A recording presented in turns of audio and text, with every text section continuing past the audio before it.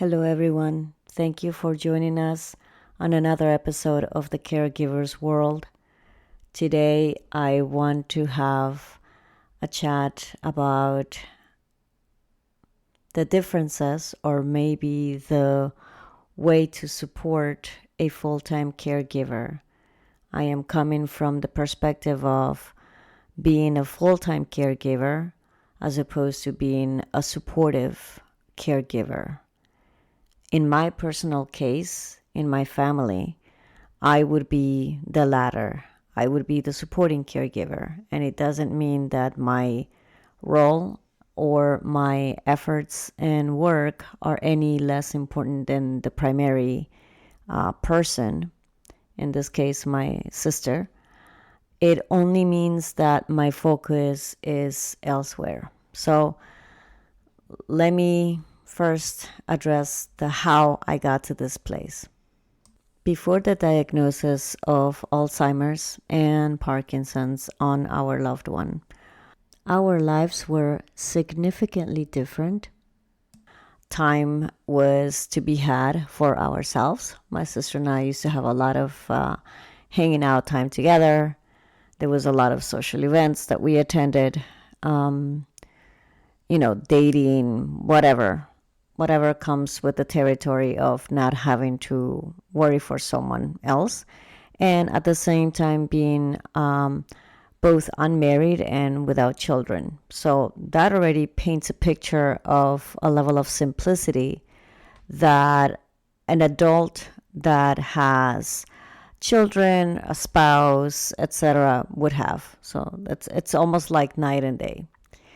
And so it occurred to me today that on my days to be home that I spend with my family, I try on the days that I'm actually not working to come in and compensate with all the burden or the chores that my sister has to do.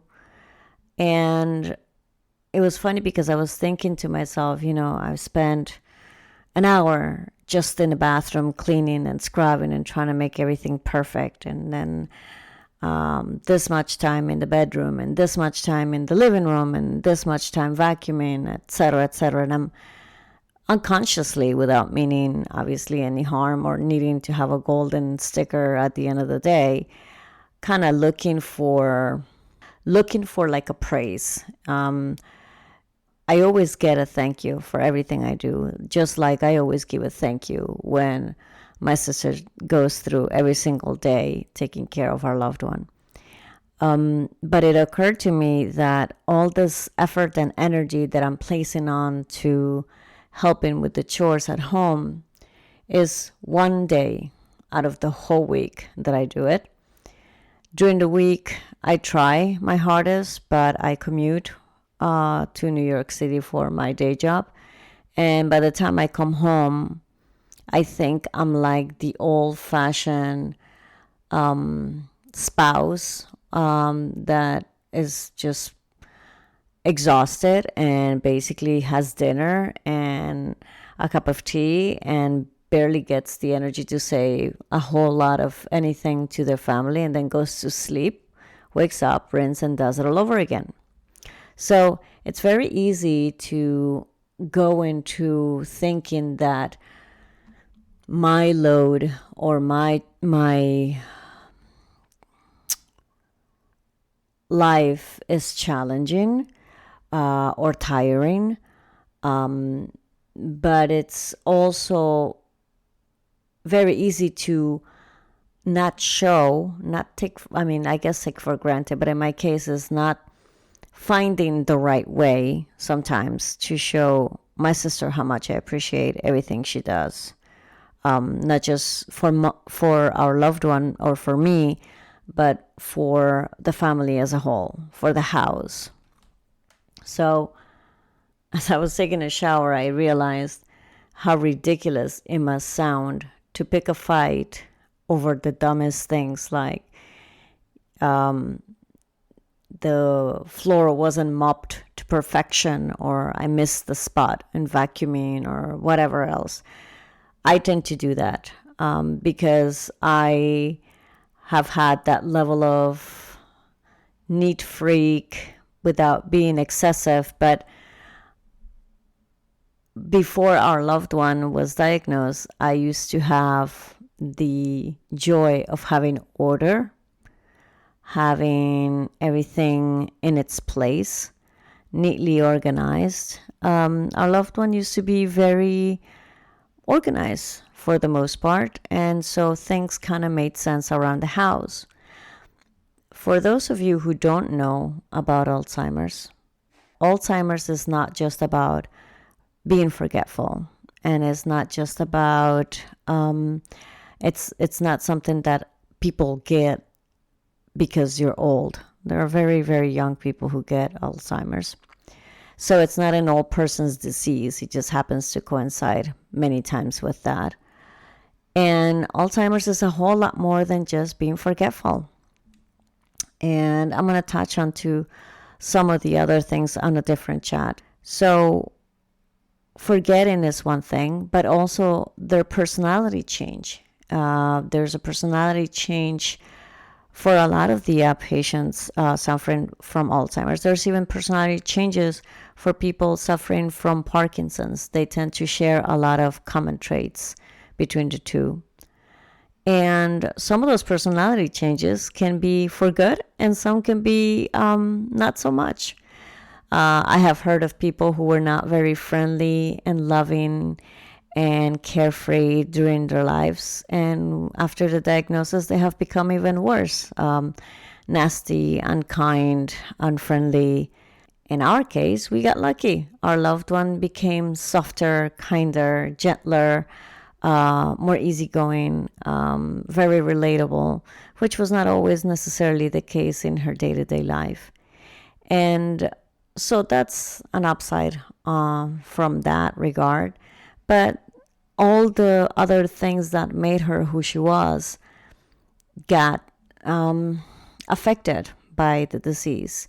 She went from being organized and strict to being very much a little too laid back and worse than a teenager. I can spend every single day at least 1 hour picking up her clothes and hanging them in the right place. You can lose your mind looking for things such as glasses, which there is no tag small enough that you can plug in to track on your phone. When I am thinking of all the things that my sister has to do, I know they are in the back of my mind. I know what she has to struggle with. Our loved one used to be someone who was incredibly punctual and early to appointments, to now it's a battle to get her out of bed to go to a doctor's appointment. So it starts the day like that. So an early doctor's appointment is very controversial and not very positive in our household. And then looking for clothing, she'll go into the closet and forget what she's looking for or change clothing several times because she changes her mind a lot. And so these are the things that I know my sister's having to deal with every single day, but I'm at work and I need to work and I need to focus on what I'm doing. And so I cannot think about this all day. But for the same reason, she doesn't have, my sister, the sense of freedom that I have to go in and out of the home where we live, because our loved one gets worried. Where are you going? Are you going to go by yourself? How long you gone for so long? Well, she just stepped out. So literally just went out the door. And all these things that cause a lot of stress and anxiety on a person's life. You wouldn't realize that. But once you're in that position, I think most people can understand how uncomfortable that is for the person who's looking after them. All of this, to go back into the subject of our chat, which is main caregiver and supporting caregiver. I feel that my role in this family, my family, is to be the main support for my sister, who is the main caregiver. So I am the supporting caregiver. And it is important for me to have my place. It is important for my sister to have me in her life because I balance her. I look after her the way she looks after our loved one. The role of the main caregiver, or the full-time caregiver, if you will, is a very arduous one. And it's one that doesn't really get a lot of recognition or appreciation, at least not from the person who's being cared by. Our loved one does show appreciation. She still has enough cognition in her to realize how well cared for she is and the amount of things that are being done to keep her safe, to keep her healthy, to keep her going. But not every day is like that. Some days start off really bad, or some days start off nice and non-descriptive, particularly very generic, and then they can turn either way. And I think that the full-time caregiver doesn't really have, at times, the bandwidth or the support from another person that makes them realize that they need to go to doctor's appointments, that they need to do something for their well-being, whether they'll be going shopping or going with a friend out for a night, for a drink or dinner or whatever. And so I think that it is important for us to be there to support our full-time caregivers. That's the intent of the group that I have created here, is for the people who don't have that extra person, for those of you who are my sister, who don't have me as your sister or brother or cousin or whatever to help you stay in line. This is what the group is created for people who are doing this truly on their own,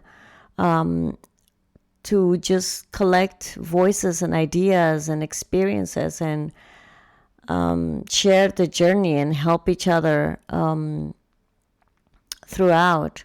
I was reminded of a cute episode of Sex and the City when, forgive me for those of you who don't know it or don't follow it, you can just Google it on YouTube. But it's I'm forgetting. Miranda